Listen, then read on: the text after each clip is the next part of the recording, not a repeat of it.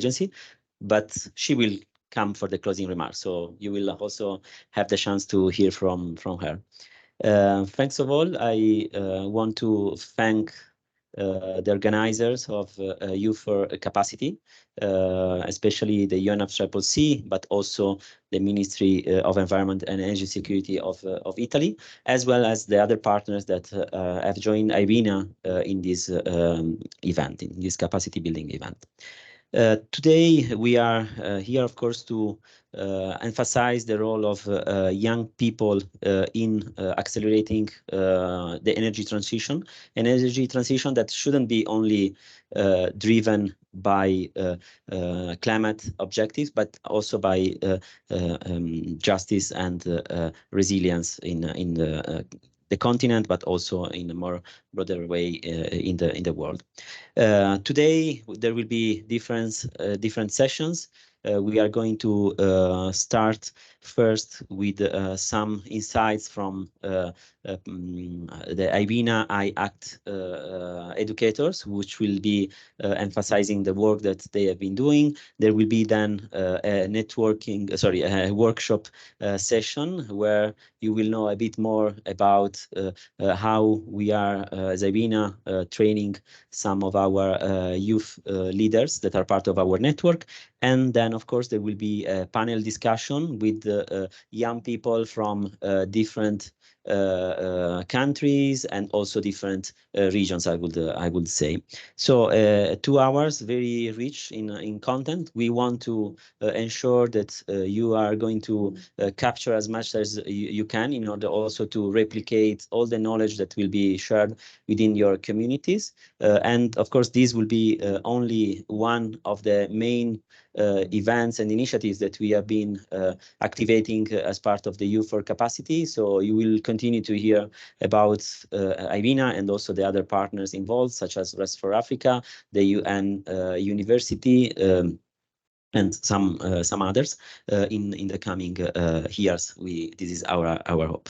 So without taking much time to my opening remarks, I will now call Esther Vanza, who is a representative from the Rest for Africa Youth Task Force. She is also a very active member of the IRENA Youth Network and also an I-ACT educator. So thank you very much, and we hope that you will enjoy this event. Thank you.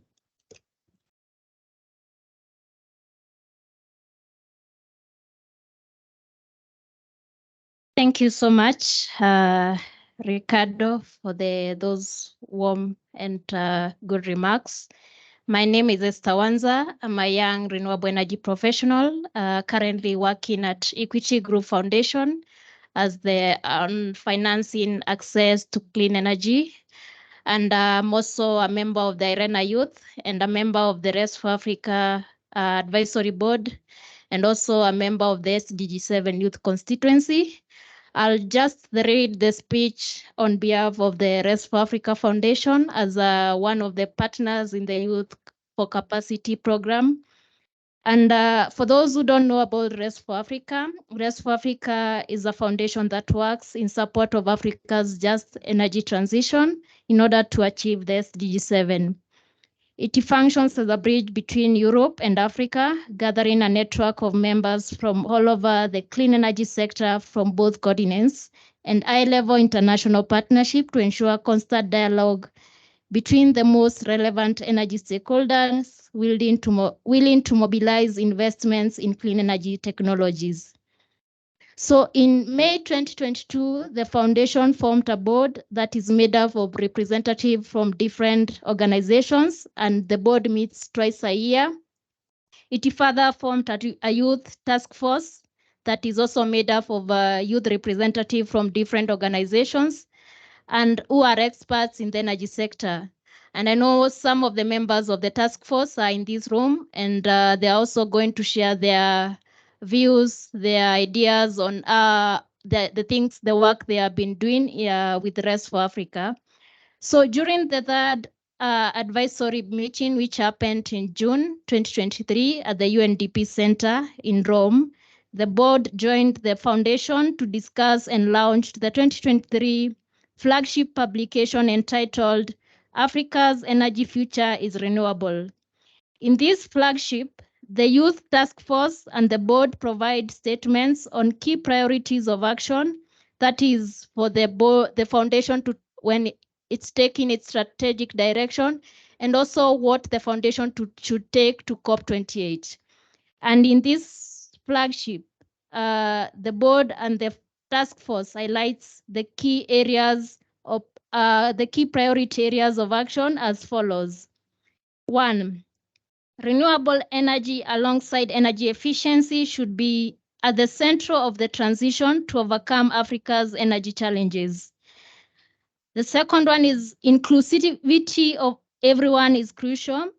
And here the task force calls for increased meaningful engagement of young people in policy dialogues and provide an inclusive platform for young people to express their views on matters energy transition. The board also calls for increased investments by both governments, the private sector in the private sector on energy sector, renewable energy resources, that is includes generation, transmission, and distribution of energy in African countries. And this is based on the study that globally last year there was increased investments in renewable energy, but only 0.6% came to Africa. The board also calls for creation of an enabling environment to promote the deployment and investment in renewable energy projects. It calls for partnership and collaborations, that is, need for stronger collaboration between international agencies, development finance institutions, local governments, and the private sector. On matters youth, the board and the task force calls for increased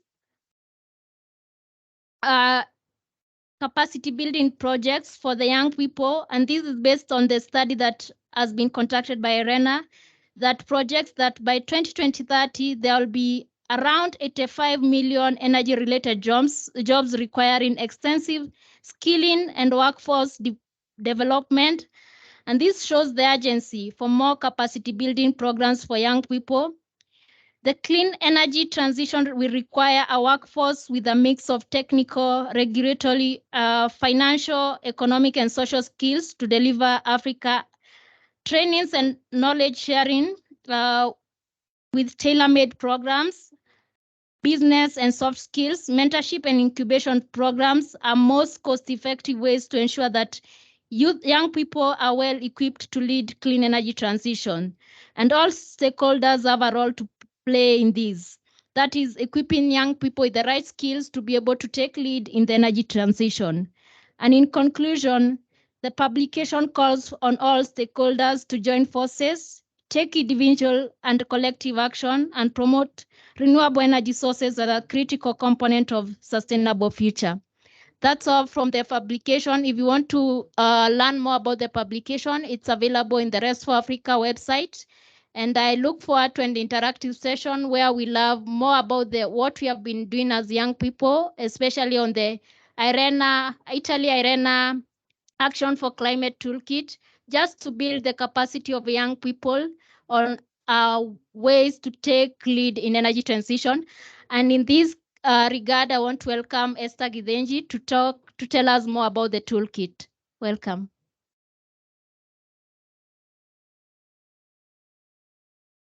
Good afternoon, everyone. My name is Esther Githenji, a member of the Youth Task Force and also a peer educator, an IACT peer educator, and recently a legal officer at Ofgen, which is a solar EPC company. And I'm happy to speak to you about the IACT and what we've done in Kenya and what various youth have done across Africa. So the IACT is an Italy IRENA Action for Climate Toolkit. The toolkit contains 6 modules. Just to give you a brief or a taste of what it is, the first module, we dispel youth. Does the difference of 1.5 degrees actually make a difference? And in that module, we are able to show you that it actually makes a difference, and the work and the conversations that we are having actually have impact for the future. We also In module 2, we speak about climate and energy trends, why climate change is happening, what's the history of climate change and the trends in energy use.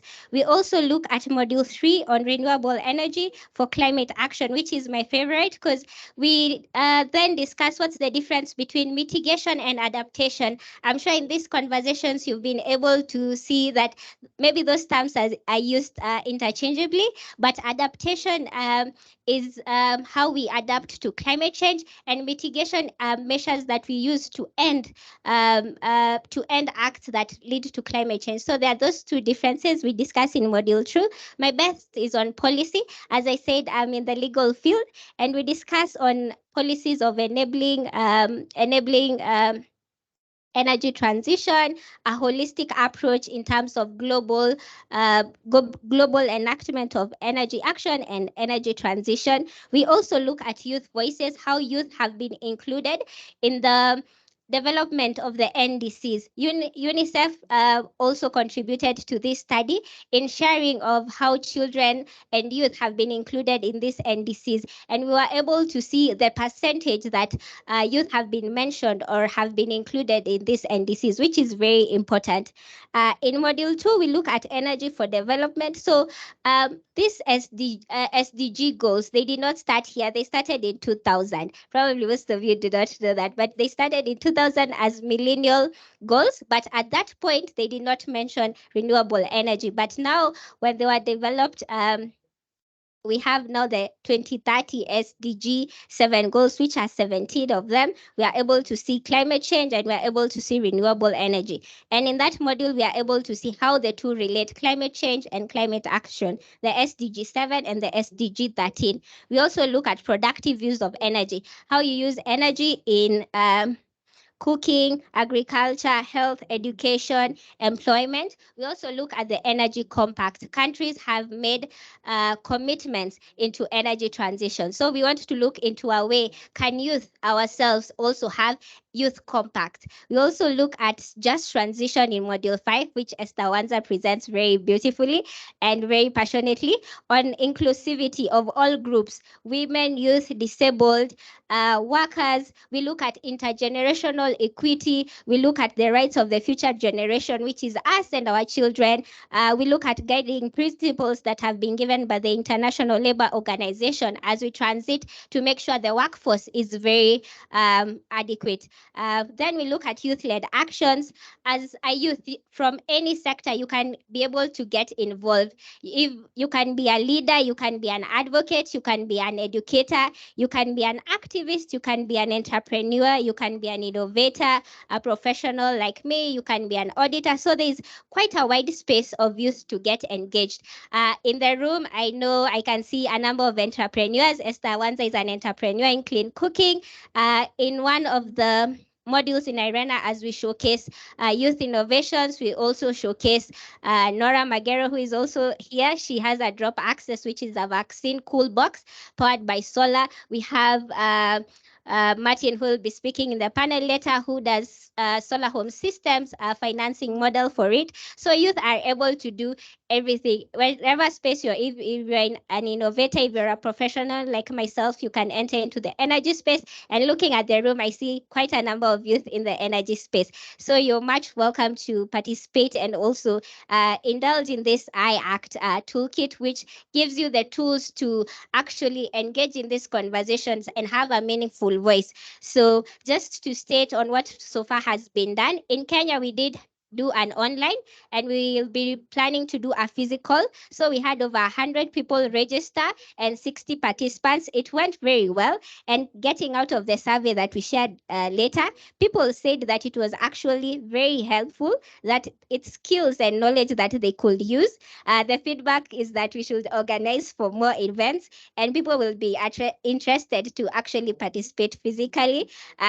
I think more would be on finance and carbon carbon credits is maybe something they'll want to see in the next toolkit. So that goes to our planners. And so many countries have been able to do the I Act. You know, the I Act was youth from all countries in Africa. So a number of youth have been able to conduct very inclusive sessions. We have Ghana, we have Rwanda, we have Indonesia, we have Malawi, we have Togo, we have DRC, Rwanda and Nigeria, and also Uganda were able to, the I Act Uganda were able to attend a session during the Youth Day. So quite a lot has been done. As a youth, do not sit back. The future is yours. You be ready to participate in building your futures, so that we are able to take accountability and you're able to be inclusive. Please draw from your stories. Most youth, the ones that have innovations have drawn from their stories. Rest for Africa does a youth award, which looks at innovations, and I'm part of the review board, and sitting there I see most youth draw innovations or solutions from their stories. Either it's going to the rural home and the smoke is too much in your rural kitchen, or either it's lacking a cold vaccine in your near area, or lacking electricity in your space. So draw from your stories. Your dreams will be validated, and be part of creating your future. That is it from me. Thank you very much. I'd like now to introduce Sama, who is from IRENA, who was a very able facilitator for the I Act. Welcome so much, Sama. Thank you.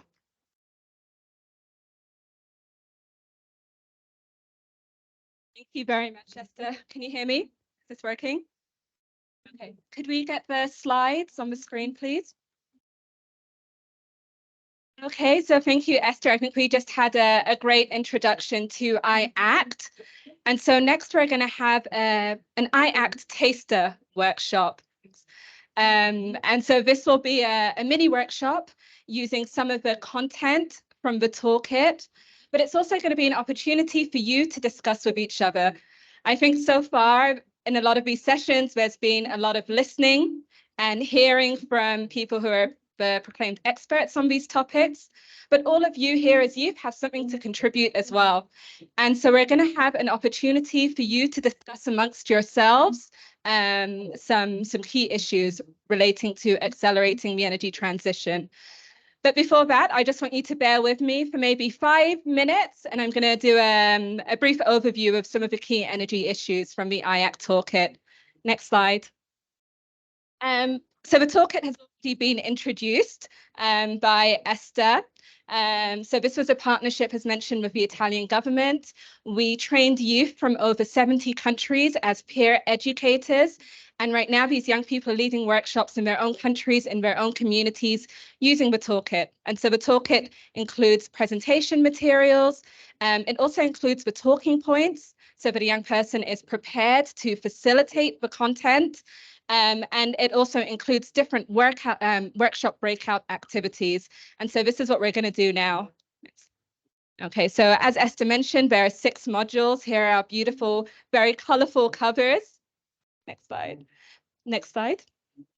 And so right now, I'm just going to present some content from the first module, which focuses on trying to dispel some common misconceptions related to renewable energy and climate change. Next slide. Okay, so this is one misconception that we hear quite a lot. So the myth is that renewable energy is still a niche power source. It's still an alternative power source. Does anyone agree with this? Put your hand up if you agree. Okay, I'm very happy, but we're here and I'm not seeing any hands up. So I have a question for you. What percentage of newly installed power plants do you think came from renewables last year? So of all of the newly installed power capacity around the world, what percentage of this do you think was renewable? Any guesses? Someone give me a number. 60%? Higher or lower? Lower, what do you think? 5%? 4%? 40? Okay, so 40%, someone here. Any other guesses? 30? So you're all very pessimistic. Actually, the future is much brighter. Next slide. So last year, the share of renewables in total capacity expansion, so these are the newly installed plants, was 83%. And so this is a number that surprises people quite often when they hear this. So there is already a transition happening. There is a change. 83% of the newly installed power capacity around the world was from renewable energy. So only 17% of the newly installed plants were fossil fuels or nuclear. So there is a global shift that is already happening. Now, that's not to say that all of our power capacity comes from renewables.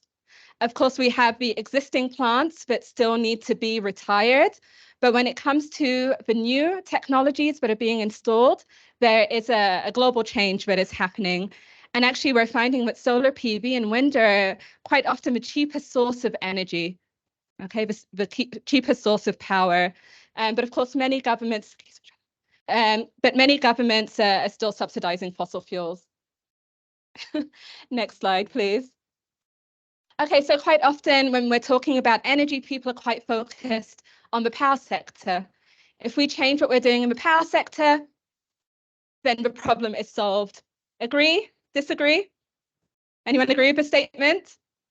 No, I mean, you're all quite clever. It does say it's a myth, so it's obvious that this is not the correct fact. Next slide. Okay, so we know that the energy sector is responsible for about 3/4 of greenhouse gas emissions. And so that's why energy is so central to all of the discussions that we're having during COP, during the regional climate weeks. But electricity itself only represents about 40% of energy sector emissions. So we need to change how we're generating electricity, but we also need to change how we're generating energy for transportation, for heating, for cooling, for cooking, for industry. Okay, so it's not just about solutions in the electricity sector. And so as you think about your youth-led solutions, think beyond electricity as well. So this is something to keep in mind. Next slide. Quite often, we hear the statement that renewable energy technologies are just for the high-emitting countries. Right now, we're here in Africa Climate Week. Renewable energy is not necessarily so relevant. Does anyone agree with this? No? I'm glad that you're all dispelling the myths already. So next slide. Okay, so renewable energy is also about development. Okay. And when we look at the progress that we're making towards SDG 7, one of the things that we know is that if we continue at the current rate of progress, we're not going to get to where we need to be by 2030. So right now, still 733 million people are without access to electricity. 2.4 billion people are without access to clean cooking. So we still have a long way to go. These are the numbers from the 2022 report. The 2023 report was just released recently, but we're still clearly not on track. So a lot more needs to be done. And the other thing that we know is that renewables is related to all of the Sustainable Development Goals. Okay, so yes, SDG 7. But we also know that we need renewable energy for health. We need renewable energy for education. We need renewable energy for food and agriculture and poverty reduction. So truly, one of the things that we try to emphasize is that renewables is at the heart of the Sustainable Development Goals. Next slide. All right, another myth. Countries are already being quite ambitious. The problem is implementation, right? Countries already have the policies, they have the plans. All we have to do is implement them. Do you agree? Disagree? Yeah, next slide. Okay, so this graph is from a report that IRENA releases each year called the World Energy Transitions Outlook. And we look at where we are now and where we need to be by 2050 if we're going to achieve a 1.5 degree scenario. Okay, sorry. Okay, so this orange line is what we call our baseline energy scenario.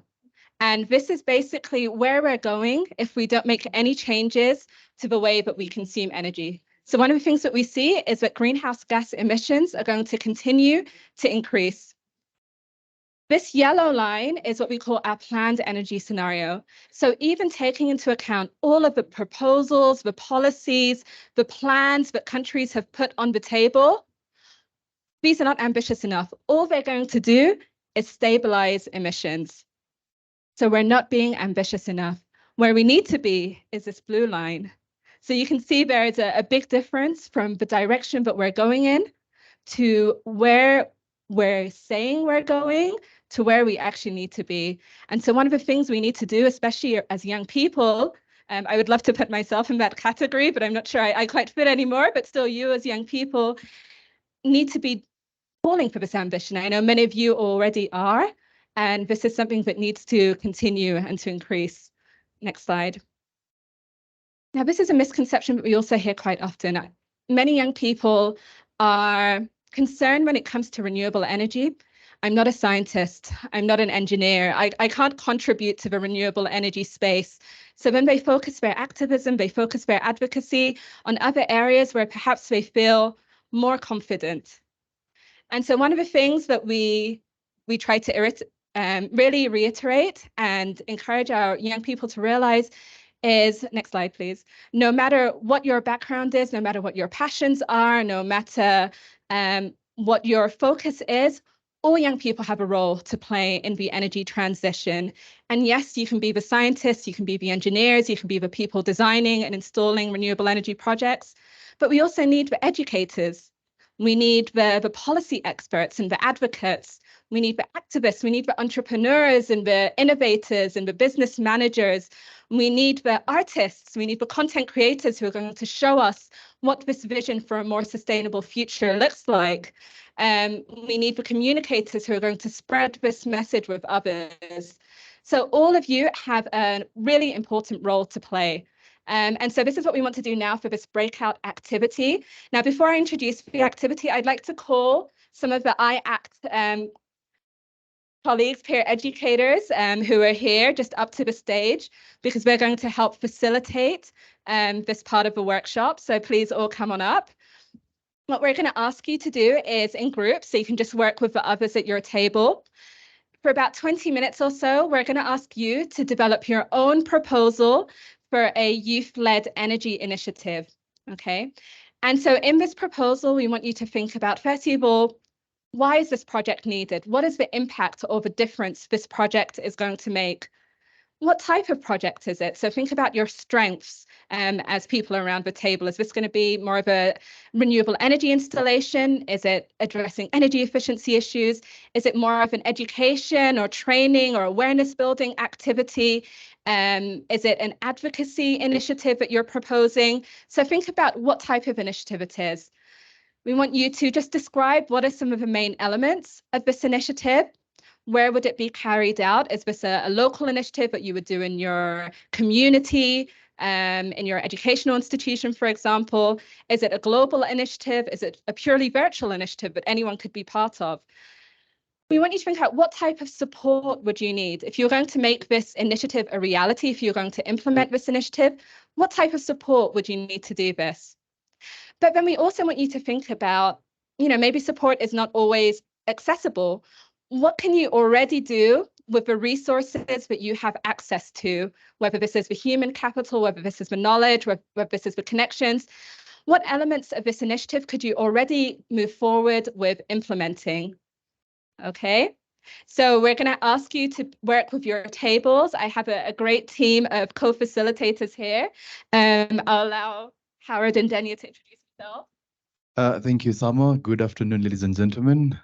My name is Howard, and I come from Uganda. I'm part of the Irene Youth and the IACT educators. Thank you.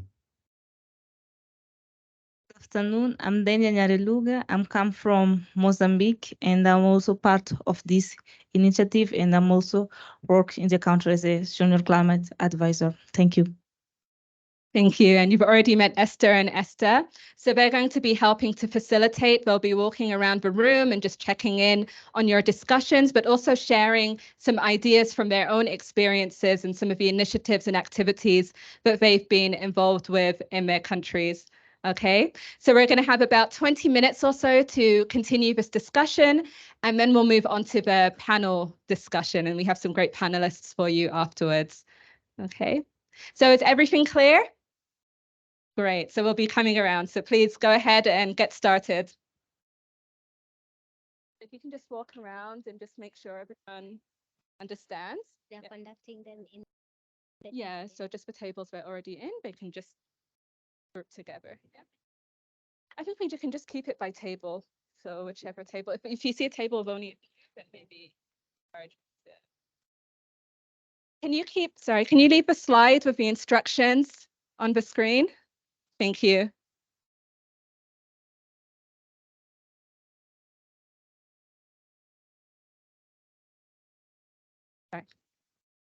Hi.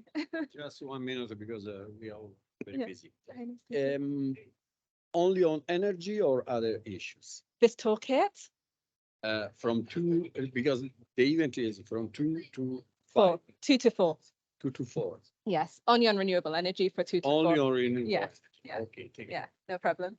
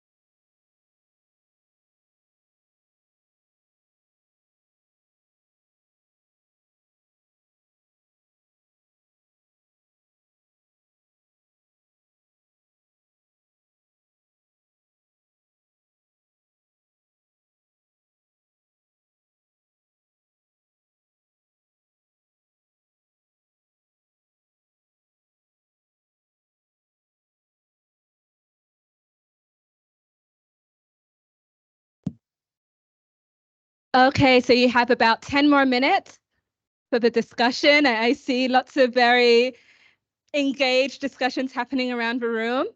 And then we want each group to nominate one person to do a report back to everyone on what you discussed, okay? So it would be a very quick report back, 1 to 2 minutes, okay?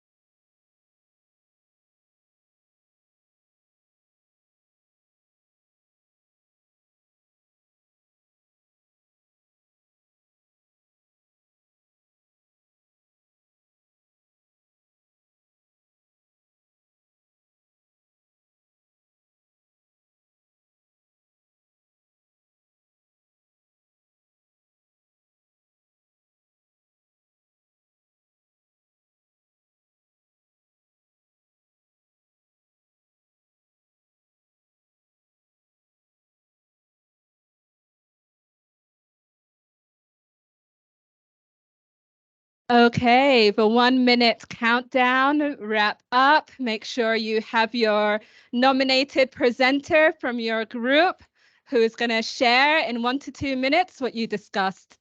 Okay. Someone is asking for a 2-minute countdown.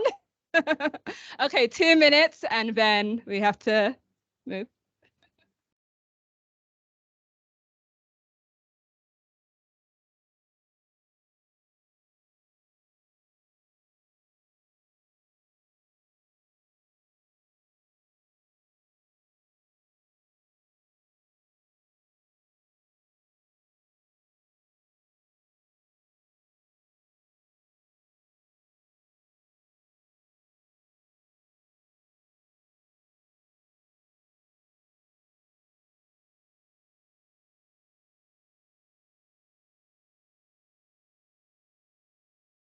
No, I mean.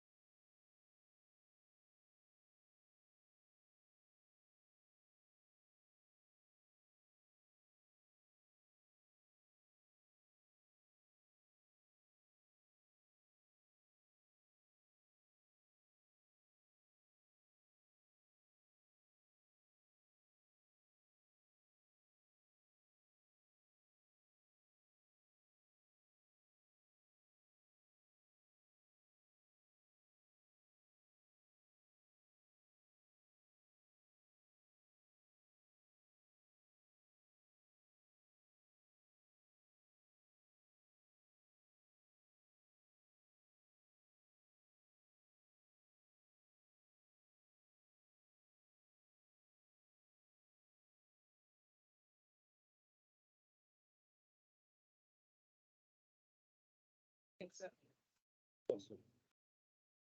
Yeah.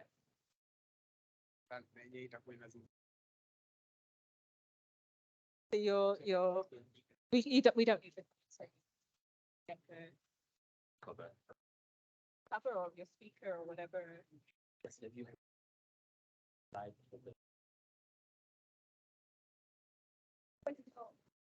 But you're going to have the remote first.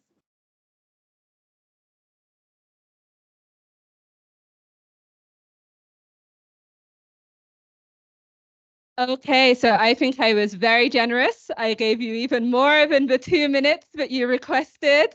So I hope you're all ready to go. So in 1 to 2 minutes, we want each group just to share what you discussed, what your ideas were. Okay, so let's start with this group over here. Who is the presenter from this group?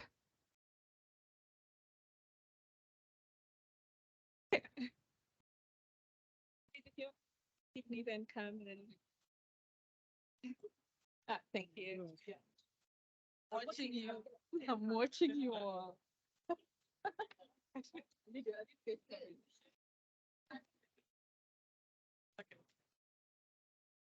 Okay, so I'll start. Our project is called Bahari Recycling Plant, and it's a plastic recycling plant powered by a solar powered mini grid. So where do I start from? The mandates of this project: it's cleaning the ocean of plastics. It's recycling these plastics to make affordable cabros, paving blocks, boats, cool stuff that are made of plastics. Then also we are showcasing what we're doing to the world. We are holding knowledge exchange workshops as a way of fundraising to raise money for the project, but also we are dissipating the knowledge to places where it can still be implemented. So it's needed because, well, solar power is affordable and mini grids are really cool and needed. Then also we are creating jobs for young people.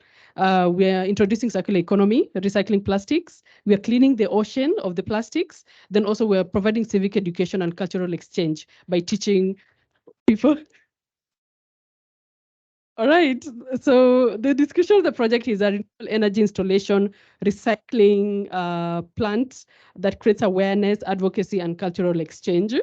Then the elements here are always at the solar mini grid, the plastic recycling plant, education, capacity building, and so forth. And the location is in Lamu because Lamu is bordering the Indian Ocean. Fantastic. And work to this group as well. I think this is such an interesting idea, and you touched on many different environmental issues at the same time. So this is a fantastic proposal. Let me invite this to come up and present.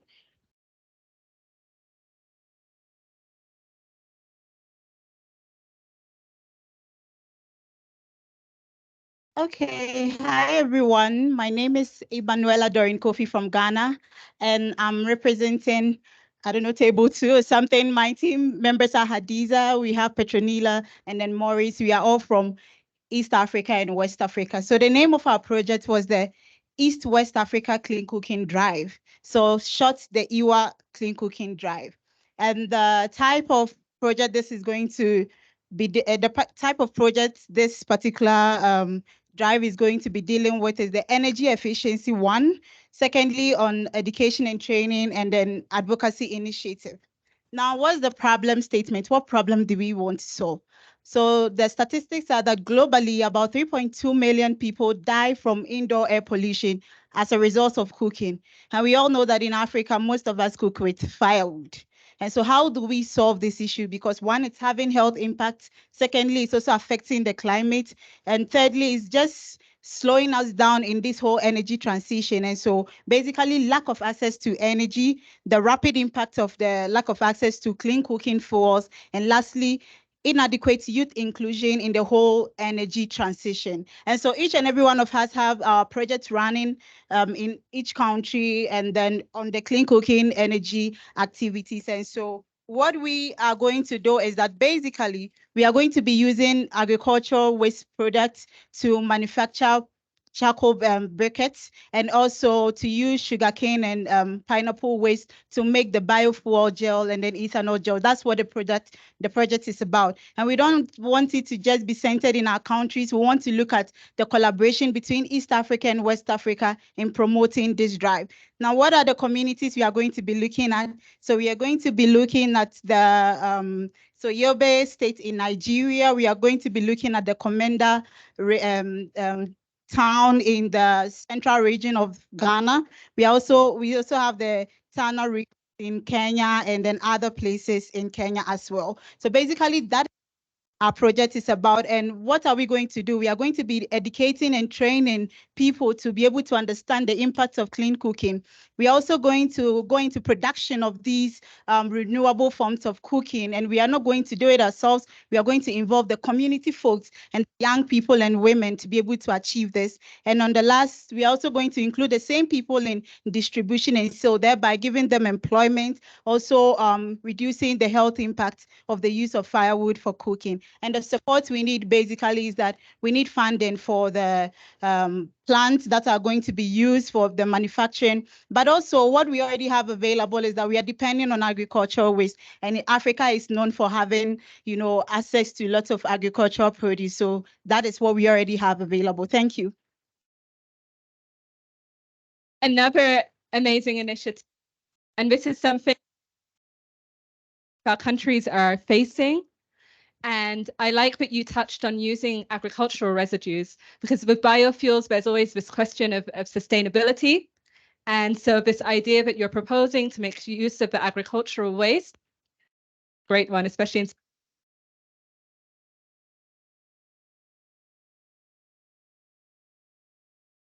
Sen-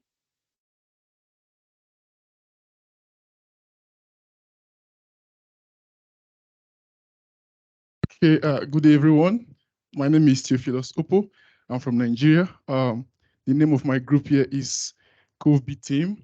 Our solution is a solar-powered bag, where when you walk with the bag, as you're walking by the day, it's absorbing energy from the sun. Can you please raise it up so that you could see? So it's a clean energy solution where as you're walking, it gets energy and saves it. It has a storage there, so it saves it. So it is for students in the rural communities that do not have access to electricity. So basically to help in their education, because these days education is basically powered by our mobile gadgets. You cannot actually accelerate fine without those your amenities. So this will actually solve that problem for these rural communities without electricity. So the next thing needed is for rural communities, like I said. Then the things, description of the project, main elements. Okay, solar powered system, battery storage, USB ports, and it can also be used to charge your laptops as well. It depends on the capacity, all right, your demand. For example, this is the smallest product. We'll have bigger ones where depends on what you intend to charge with it, okay?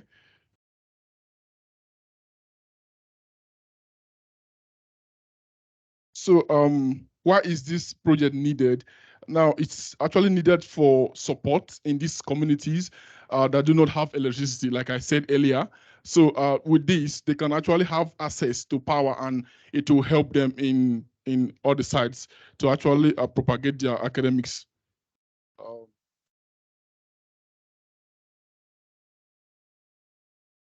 So what we have already right now, we already have a product. So we are looking at funding from the European Union, from the African Union, to actually make more products and for it to go across Africa, because it's an African initiative. So if we can actually have support, we intend to make this an African solution where every country in Africa will have this as a solution to these rural communities across Africa. Thank you. To bring it up to the front and just show everyone. I think this is such an incredible innovation, and this has actually gone beyond the stage of being an idea to something that they have already developed. So I just want him to bring it to the front and show you properly.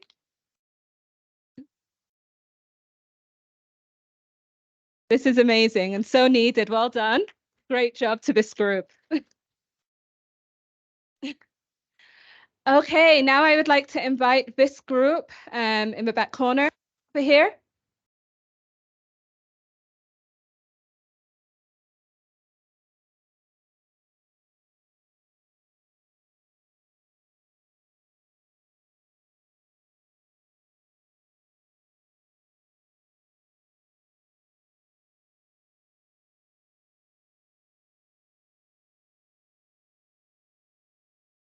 Hi guys. So I don't know, three. We decided on building capacity. So our initiative is greening KICC, and we're trying to let me start green infrastructure. So a lot of people are looking for work, and they don't have like the skills on renewable energy, since like our school system is a bit shallow. So our target will be African youth, and the skills we'll be needing is sustainable financing, land use, renewable technology, manufacturing, installation, and planning. So how we're planning to do that will be through SMS surveys, and since not a lot of people like have access to the internet, so also to the ones who have access to the internet, we'll be like doing like online connections. And we'll be needing technical support, human resources, and financing. So human resources are like what we need for the startup. And like we're looking to empower people around Africa. So we'll be starting with like KICC, and then we'll be moving forward. Thank you. Thank you, and another great job. And I especially liked the mentioning of skilling and reskilling, because this is so important. We can't have an energy transition without the human resource capacity. So very good that this group touched on this. Well done. So I think we have our last group over here. So I'd like to invite you up.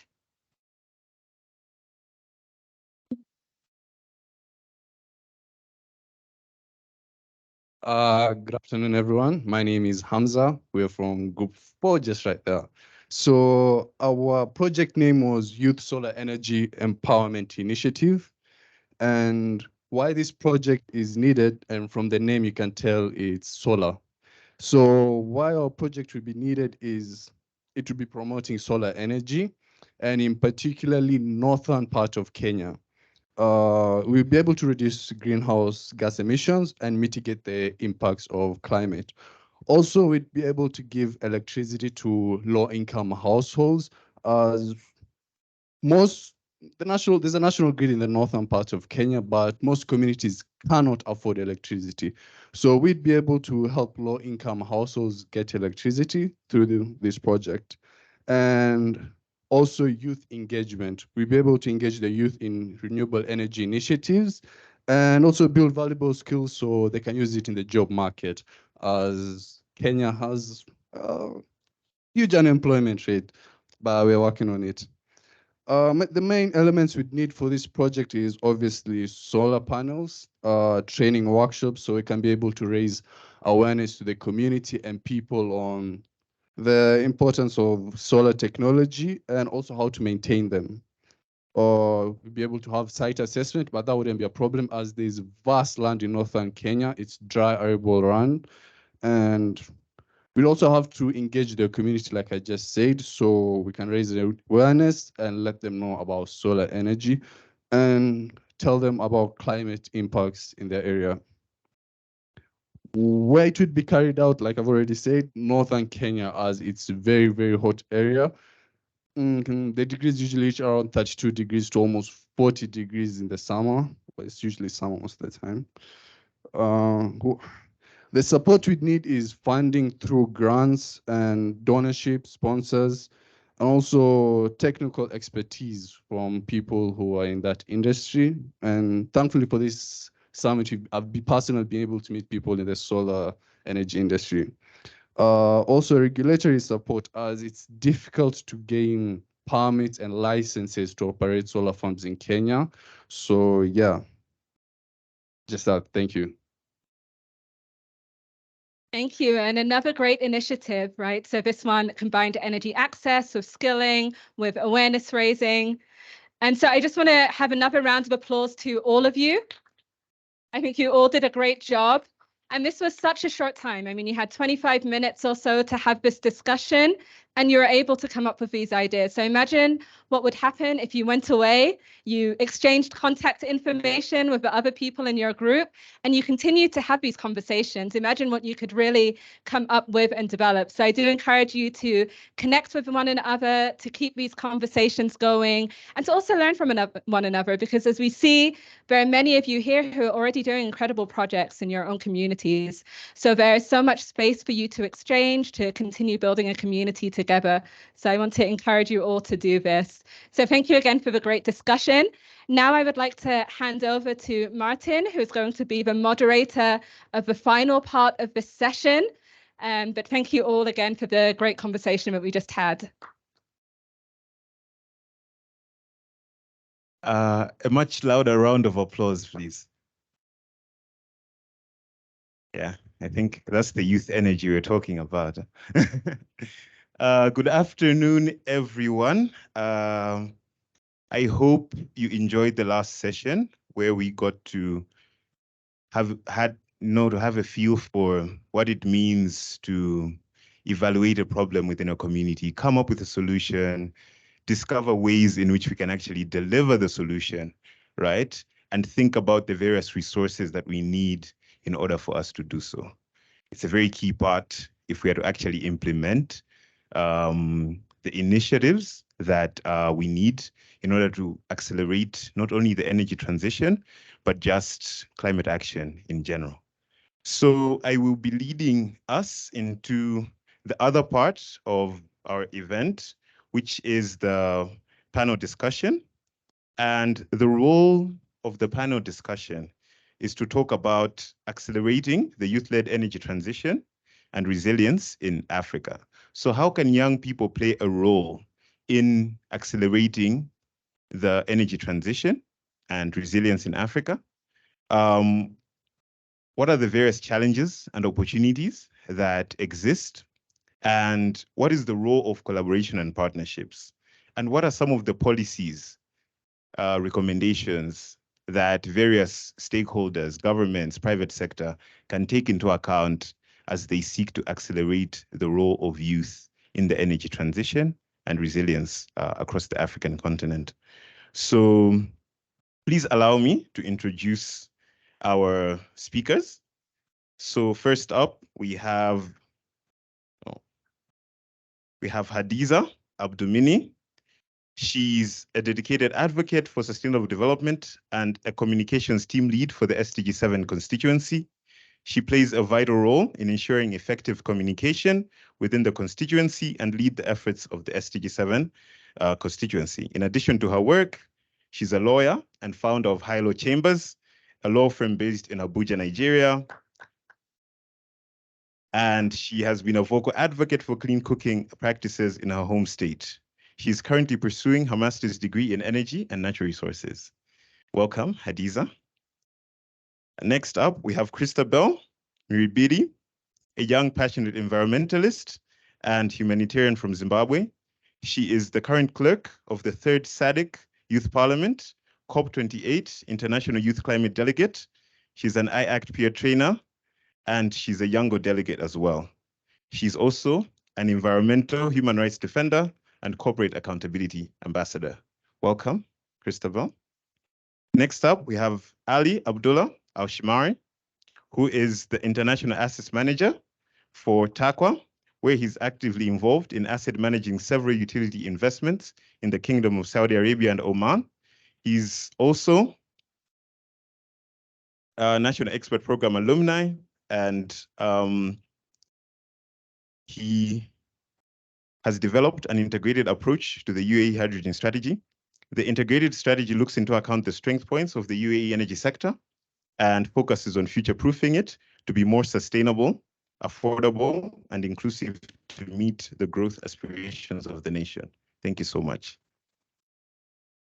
So he's an engineer from a background, holds a Bachelor of Electrical Engineering from the UAE University, and also has an MBA from Abu Dhabi University. He's the chairman of the TAQWA Youth Council as well. We have a pleasure to have you. And joining us online, we have Kevin Oriko, a Kenyan electrical engineer specialized in renewable energy.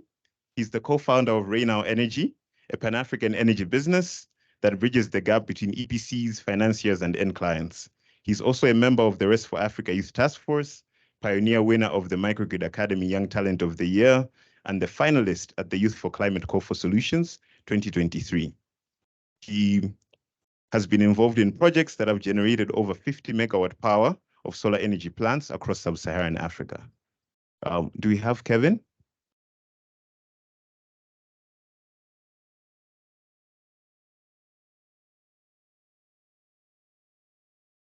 Hello, can I speak?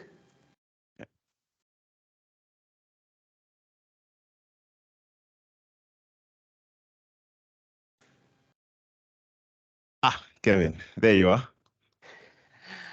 Hi, Martin. It's a pleasure to be here, and thanks for the nice introduction. And the funny thing is, Kevin is a Kenyan engineer, but he's based in Malawi, where I also am from. So he's calling us from Malawi. It's great to have you, Kevin.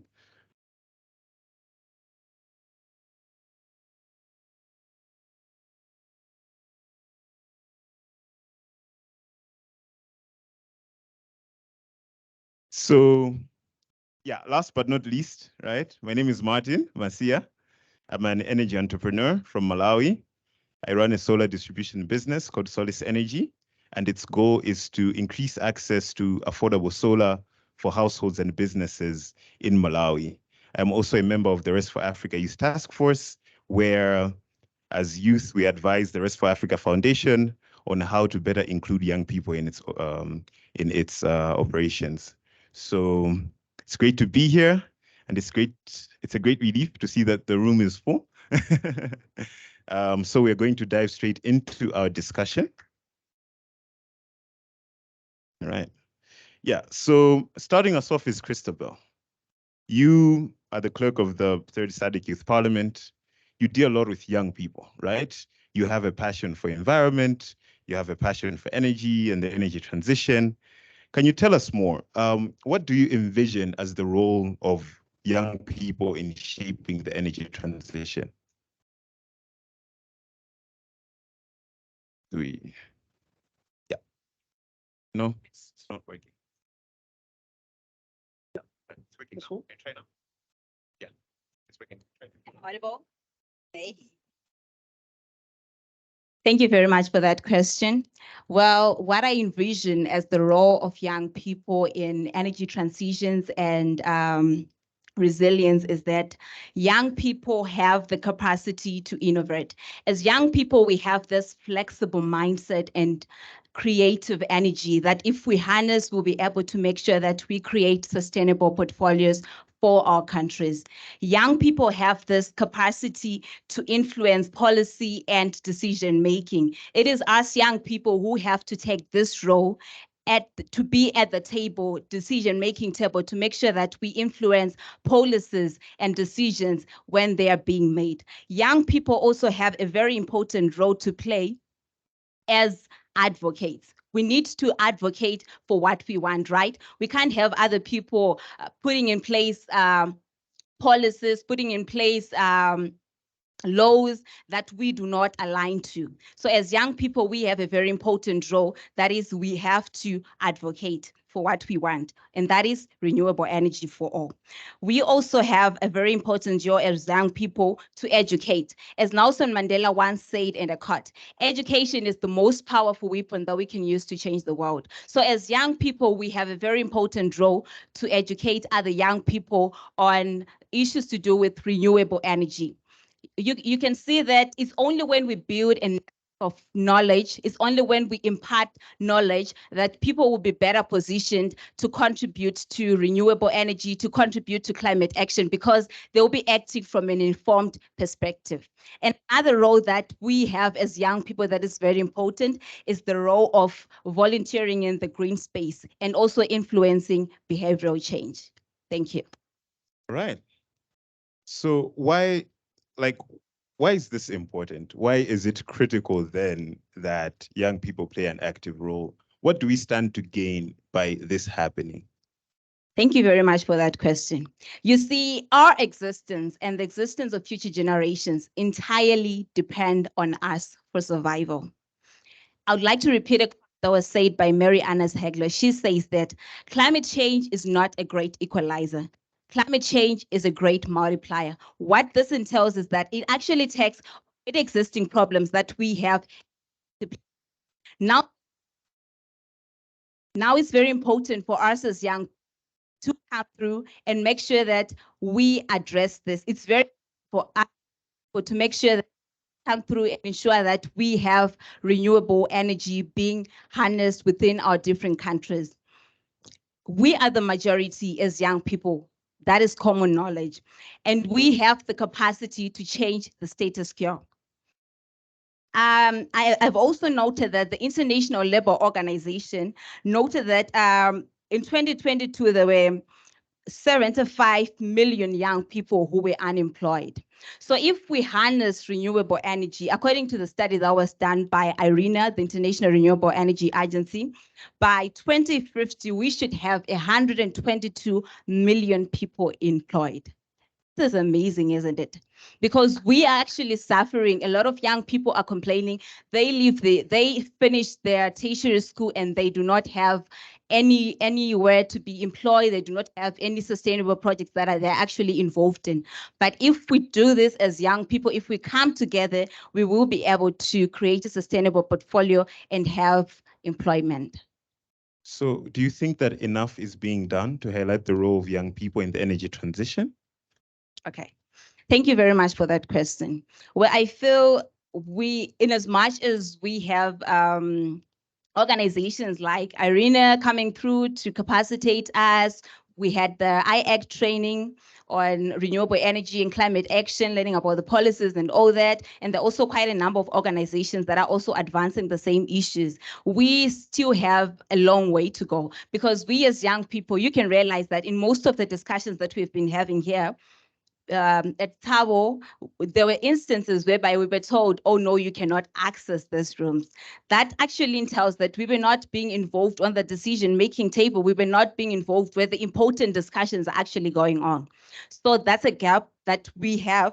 And another gap is that lack of information. We still have a lot of grassroots communities that are actually suffering, that are not capacitated with information on renewable energy and climate action. And another gap is that there's a limited technology and financial access, as well as resistance to change. We have those kind of communities who want to cling on to their indigenous systems, and they don't want to evolve to world is moving towards. And another thing that maybe is standing as a challenge right now is that we have young people living within mining host communities. Like for instance, from where I come from in Zimbabwe, we have a mining town, Wange. I don't know if some of you know it. And that mining town, there's core extraction. And we're talking about how we're supposed to shift from fossil fuels, coal is a fossil fuel, by the way, to harness the vast renewable energy resources that we have. And those young people will be like, oh no, we can't, we have had coal our entire lives. What are we going to do with this stranded assets? They are rich. So it's actually, okay, so it's actually, it's us as young people to actually go in and make sure that we capacitate them and tell them, no, we can actually go a long way if we harness renewable energy. We can actually create a sustainable portfolio and also enable that we all live in harmony with nature. Thank you. Amazing. Amazing. Thank you so much, Christopher, for that contribution. I liked how you ended with, actually like setting up our renewable energy, initiatives which have the potential to create jobs, right? Speaking of renewable energy and its potential to create jobs, right? We have with us Kevin Orico, who is an entrepreneur and engineer who has created jobs in the renewable energy sector as a young person for fellow young people. And as a result of that, he has been able to grow his business, Rain Now Energy, which he is a co-founder of. And Rain Now Energy applied to the Youth4Climate Call for Solutions, and they're a finalist. Congratulations, Kevin. Thank you so much, Martin. Can we hear him? Yeah, I can hear you clearly. Can you hear me? Just a bit. How about now? Yeah, I can hear you clearly. Can you hear me from your end? Very faintly. So we're just going to try again, just increase the volume. How about now? I'll just have you speak louder as well, as loud as you can. Can you hear me? Can you hear me?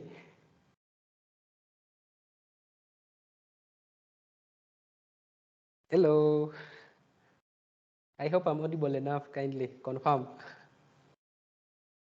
Can you see us? Yeah, I can see you all. I can see you. Okay, now we can hear you so much better, Kevin. So you as a young entrepreneur, right? Take us through what specific challenges have you experienced, as a young person advancing the energy transition in your country? Okay, first of all, thank you so much, Martin. It's a pleasure to be here, and it's also a great pleasure to be speaking amongst my other worthy panelists. First of all, allow me to digress a bit. I need to tell you about Rain Now Energy. I also need to tell you about Youth for Climate and as well as Rest for Africa Foundation. These organizations through which I would call them like the driving force or from where I've been able to account my experience. So at Rain Now Energy, we are a Pan-African energy service engineering company. Among the services we offer include engineering as a service. That includes technical engineering project management. We do electric mobility as a service. Apart from that, we also do operations and maintenance as a service. And we are also trying to help our partners, most of the international partners who are trying to set up in Kenya specifically with recruiting like the right talent to be able to take their businesses forward. About Youth for Climate, the Youth for Climate is a global initiative that is co-led by the government of Italy and UNDP, that is the United Nations Development Program. It's also greatly co-shaped by the youth and other partner organizations worldwide. So the Youth Capacity has put together very resourceful tools that aims at supporting the implementation of youth-led climate solutions. Among them is just what Martin told you. I'm a finalist at the Youth for Climate Call for Solutions 2023, where again I look forward to presenting my project's ideas that again in the discussion I'm going to tell you about. Back to Martin's question, based on my experience, I narrowed down to 3 major problems that from my point of view I feel are, I would call them like a bottleneck, or they slow down the whole process, or like our initiatives of trying to create solutions within the renewable energy space or in the sustainability space. The biggest among them all is financing. And allow me to quote our president, President Ruto, during his presentation at the Global Citizen Summit. President Ruto said that up to this very moment, like when he was speaking on behalf of Africa, we still don't have like an equitable share to the international climate, the climate finance. I feel that one has a ripple effect on our projects at the people at the lowest level of this food chain, or the lowest level of this web, so to say.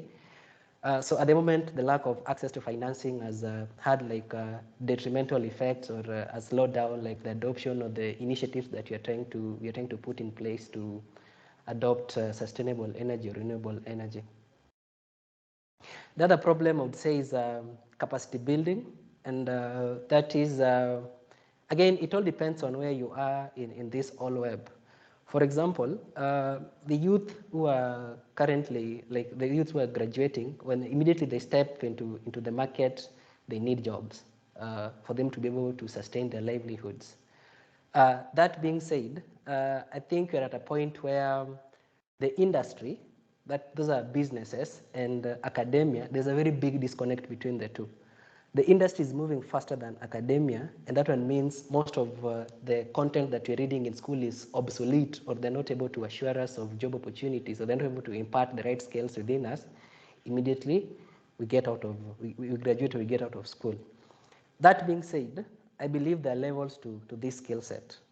You see, once you're able to get the skills, the right skill set to help you set foot in the industry, again, as you move to higher roles within organizations or within the business or in professional practice, there are levels to each, the skills, there are levels to like the skill set, and we need to constantly upskill, and sometimes that one poses like a challenge based on my experience. And again, the third thing that I think I've talked about a bit is the lack of opportunities. Like I said, like finance could be having like a ripple effect on, or it could be having its hand in most of these challenges that we face. You see, if we don't have the correct financing, then it means by default we're not able to get these opportunities, or these opportunities are not able to present themselves. All right.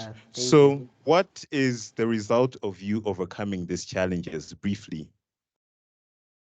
The results of us overcoming these challenges means there are times we've had to cooperate.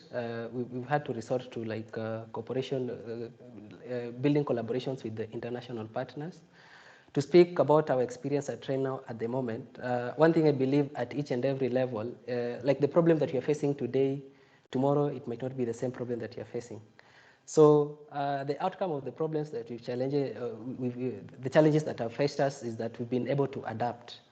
I've noticed or I've experienced the growth of Rain now as a startup that started in 2020 up to now. We've been able to move offices from an unknown suburb like in Ongata-Rongai, that is for those of you who are in Nairobi.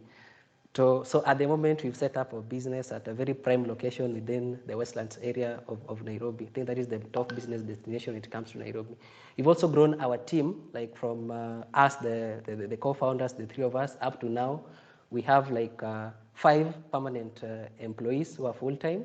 Apart from that, we also have other 3 technicians on a full-time basis, and sometimes the number goes up to, for the technicians who are available on locum or on a call basis, it goes up to 11, depending on the various stages of the projects that we are handling. Awesome. That is very impressive. And I'm sure our audience can relate with that. So to tie us off, Kevin, could you please tell us briefly what opportunities exist in the energy sector that young people can take advantage of, aside from the ones that you have mentioned with IRENA and Youth4Climate? What other opportunities exist in the energy sector that young people can take advantage of? Well, I would still take you back to. I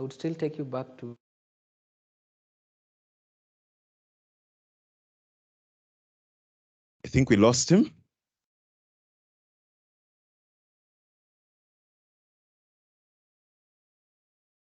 It's probably just the internet. It's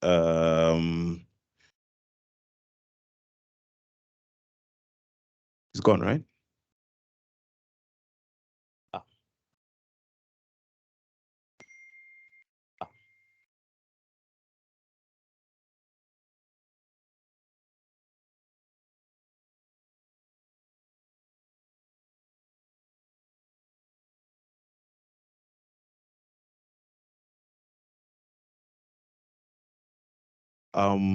I think we can move on. Kevin would rejoin us, so he'll be able to provide us with context if we have time. Yeah. Thank you very much, Kevin, for your contribution. I'll now move us over to Ali, who will give us a bit of an overview around the role of collaboration and partnerships in advancing the youth-led energy transition. So Ali, I'll ask you, like, what is the importance of collaboration and partnerships in advancing the role of youth in the energy transition? First of all, thank you so much, Asante Sana. Without collaboration and partnership, you will not see Ali, Abdurrahman, Saeed coming all the way from the Middle East to Kenya, because we believe that if we want to reach to a collective influence, we have to unify the voice. No one is stopping the youth to raise their voices. But if the voice is coming from the end and another voice coming from here, right and left, this is not only a voice, this is a noise. So as a youth, we have to make sure that to have a right and active partnership, to have a collective influence. And this is the importance of being together here and to share together our vision and the roadmap toward the energy transition. Amazing. I like the part about if it's coming from different, locations, it's it's most likely to just be noise, because now it's hard to figure out who's saying what at a certain point. We duplicate what we're saying, but with a unified voice, I think there's a lot of potential in being heard and also getting our work out there. So could you please highlight a few examples, maybe 2 or 3, where collaboration and partnerships have yielded positive results for youth in the energy transition, particularly in relation to your work? Well, I will give you an example that I will relate to an example that's close to my heart, honestly. I don't know where to say it escape. As a youth, we decided at Taqa Youth Council to not only run initiatives and normal initiatives, we want to drive an impact once it comes to the energy sector. And we sit together as a Taqa Youth Council and we said, let's take it as a baby step.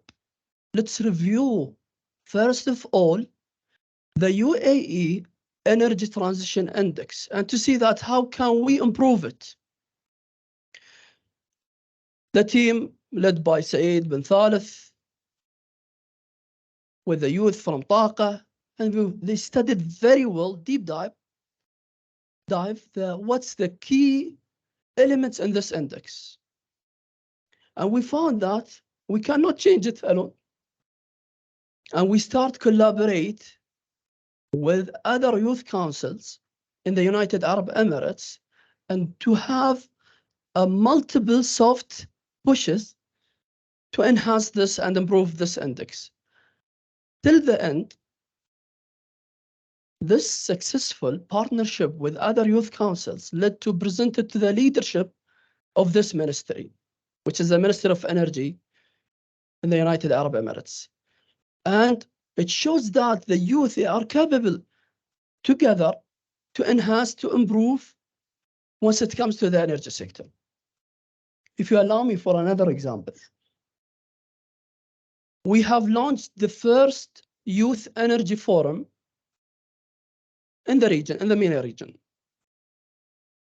And once the direction came to us to go ahead, we were having around 60 days, Ricardo, 55, to launch a forum from A to Z to host multiple of decision makers. We could not do it by ourselves. We start calling our partners from different countries, from different councils to collaborate and to support us. And it was one of the most successful forums in the region. And this was witnessed by the leadership. And it gives an example and where we are heading toward the COP28, where I hope that all of my brothers and sisters here in Africa to support the COP28 to be a successful COP. We cannot be successful alone without a great partnership in Africa to support the United Arab Emirates. Absolutely. And so I like that you talked about the role of, the various regions coming together, right, to support not only, the COP, but also the broader energy transition in general. So could you tell us more about how various regional and global organizations can go about replicating these types of approaches to advance the role of youth in the energy transition? Finding the true north. If we have the same true north, it's easy to collaborate and to find each other. I mean, the spark started during IRENA Youth Forum, where we started to meet great leaders from different regions, from different countries, and we found it's so helpful that's to discuss with them their initiatives in their countries. For example, we have Zagi, he's not here today, but we are working with him to certain initiatives in Indonesia. We have also certain brothers and sisters in Africa. We want to conduct with them certain initiatives to boost the progress toward the energy transition. We launched an initiative, we call it Taqa Brings Taqa. And those initiatives targeting India and Africa to support their journey in terms of sustainable development goals initiatives. I would say finding the right platforms, stop talking, talk each other. It gives us the ability to explore opportunities once it comes to the energy transition and others Sustainable Development Goals initiatives. Amazing. Right. Hadiza, you're the lawyer, so it falls upon you to tell us more about policy, right? And the role of policy in advancing the youth-led energy transition, right? Okay. So what are some of the key policy recommendations that could accelerate youth participation in the energy transition and resilience? Okay, good afternoon. To accelerate youth participation in energy transition and resilience, I would propose the following key policy recommendations. And one of them, which is very important, is to increase the access to funding and support to youth-led energy project. Not just tokens here and there, no, like targeted initiatives, targeted fundings, grants, loans that are easily accessible, therefore encouraging more young entrepreneurs to participate in this energy sector. And then secondly is collaboration. So youth-led organizations should collaborate with government institutions, relevant private institutions, and that way it could be in form of maybe creating a platform to exchange ideas, or it could be networking events to be in the same room with like-minded individuals and organizations, or even mentorship. Mentorship is actually very important. It gives room to the youth to grow because they now have access to resources, to expertise, and to now encourage more youth to participate and lead this transition. Then thirdly is to, talking from the legal angle now, is to streamline those regulatory processes and then reduce or curb the barriers to energy development. So you now have people who are interested, but you have these bureaucratic processes that makes it hard, or you have guidelines that are not very clear. So it's hard for people that are there, and it's also very hard for people to go in. So when this is done, you and I encourage more youths, more young people to come in and participate in this sector. Another one is there's a need for more women to participate in STEM relation to energy sector, both in participation and in leadership position. And talking about participation, we could start from schools. So you go, you target the girl child, you have these initiatives, funding in place that will now encourage them, let them know what this is about, let them know the importance of this in the future, and they will have the passion and desire to participate. So I believe if this is done, then we would have that youth-led participation that we are looking for. Thank you. Amazing. Are there some quick wins with regards to policy that you feel that they are not taken advantage enough, some low-hanging fruit? Okay, yes. So one of them would be the implementation of the feed-in tariff mechanisms. So you now have electricity that is generated from renewable sources, now have this incentivized tariff, reduced tariff, so that we are encouraging more young people, again, youths, to participate in the sector because any electricity generated from renewable sources has that advantage. Then secondly, it's to establish a regulatory framework to prioritize grid integration of decentralized renewable energy systems. And then this will facilitate the integration of innovative grid solutions. And then when you do that, you now encourage not only young people, but also investors to electrify rural and underprivileged communities, for instance. So if we seize this quick wins, I think to be very important. All right. And so how can young people in Africa engage in policy advocacy for these policies that we need in order for us to take charge and take action in the energy transition? How can young people engage in policy advocacy? Okay. Number one, I would say it's very important for young people to understand the regulatory landscape. And this is because it's only when you understand it that you'll be able to identify the areas that needs improvement.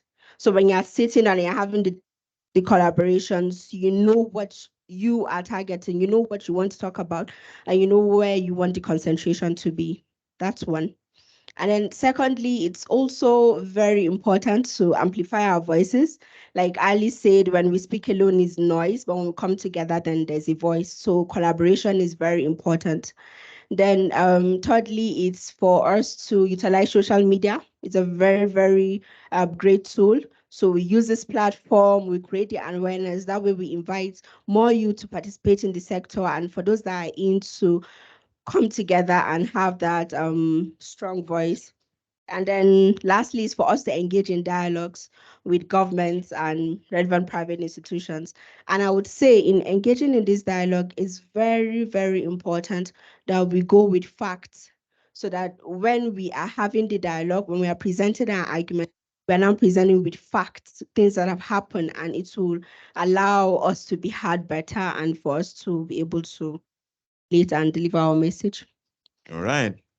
So I think among us, we have been able to go through, I think, the role of youth, various opportunities that young people can take advantage of, the importance of collaboration and partnerships, and how we can contribute and advocate for the policies that would help us to take charge and take lead in the energy transition as young people.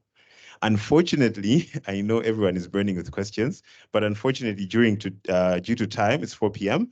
So we'll have to cut the session short, but our speakers are here. So if you have any questions, please do not be afraid to approach them, and they'll be happy to fill you in with any questions that you have. And now we'll have the closing remarks by the Deputy Director General of the International Renewable Energy Agency. Please come to the front.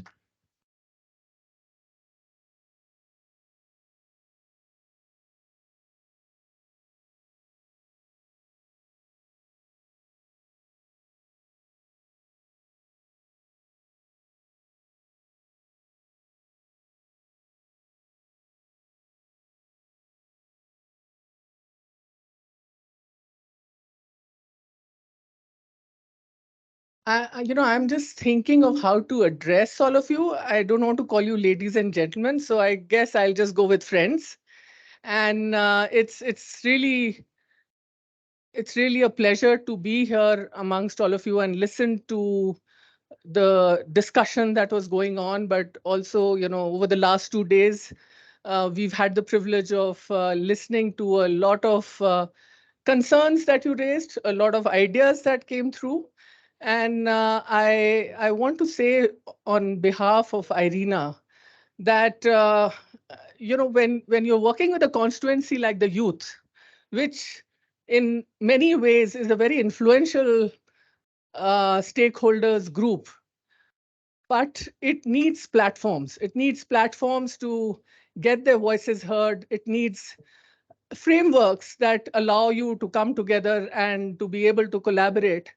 And it also needs the flexibility of being able to work with you at your pace and to be open to the ideas that come up during these discussions.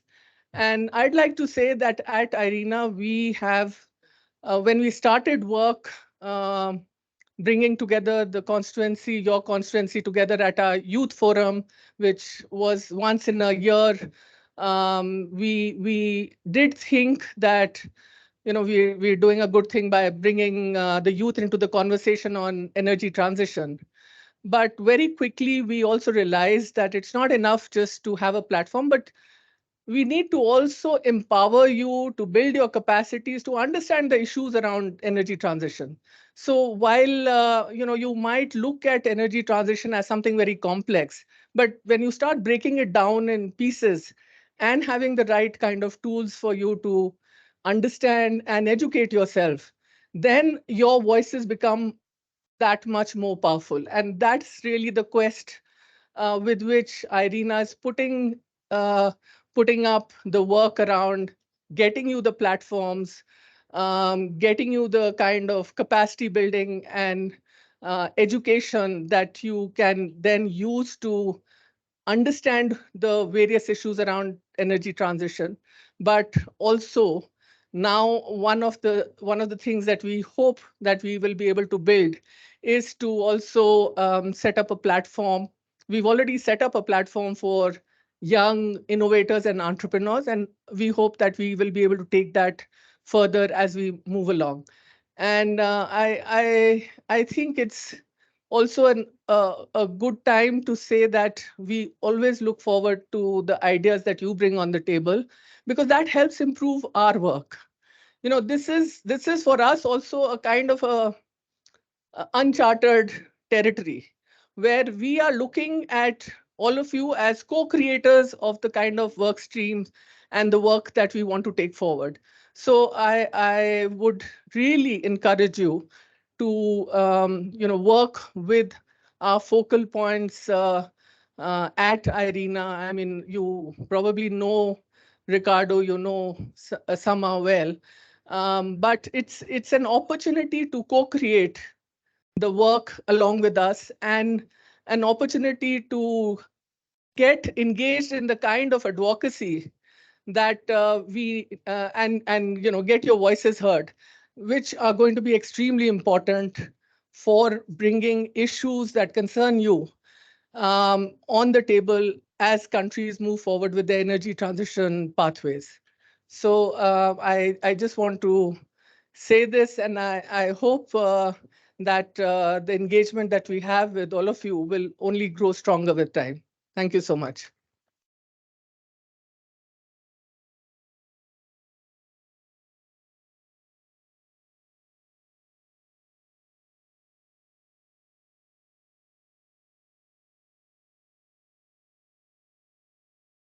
So thank you again, everyone, for being here today. This amazing session just concluded. We look forward to your participation for the upcoming event that is going to take place in half an hour, and we hope that you will still be active as you were today. Thank you very much.